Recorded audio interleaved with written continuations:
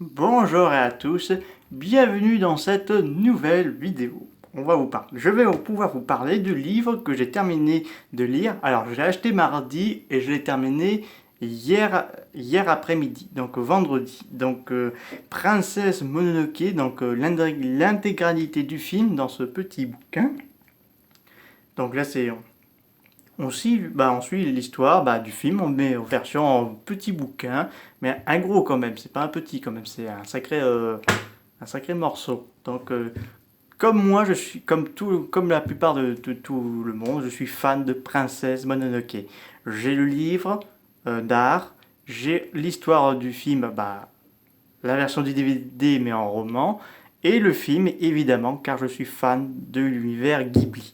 Donc je vous conseille d'acheter ce livre parce que on voit le côté encore magie du film, non seulement avec les dessins qu'a fait Hayao Miyazaki et toute sa petite bande. Donc là, c'était pas évident à bien travailler sur ce projet parce que disons c'était un cauchemar pour bien dessiner et tout. Il y avait des changements de dernière minute, donc je l'ai acheté pour 17,95 €. C'est qui a un prix assez honnête. L'histoire est comme dans le film, donc juste dans les petites bulles à phrases et pas comme dans les phrases du film.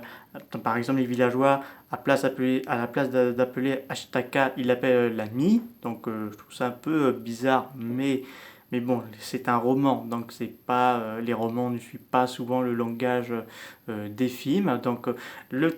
On voit bien les travaux à la main, comment ça a été fait, surtout pour les chakras humains, mais aussi les divinités, surtout la séquence où le dieu de l'esprit de la forêt récupère sa tête. Je trouve qu'on voit bien. Attendez une seconde. Attendez une seconde.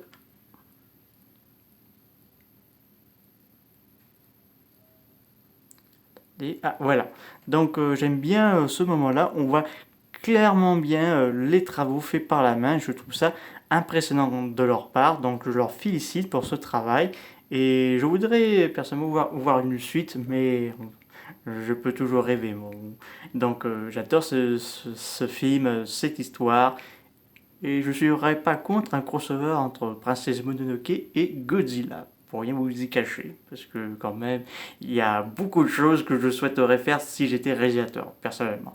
Là, c'est un bon divertissement, vous passez un agréable moment en regardant cette histoire. Donc euh, pour les fans de Ghibli, et notamment de Princesse Mononoke, je vous le recommande parce que déjà c'est un bon divertissement et vous vous ennuyez pas. Et prenez le temps de bien le lire. Ne le lisez pas en une journée.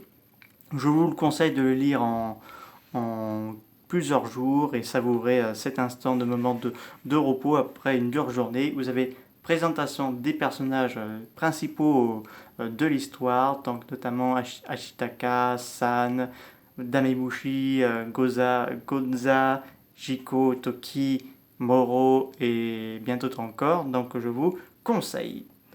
J'espère que cette vidéo vous a plu. Sur critique du petit livre de Princesse Mononoke.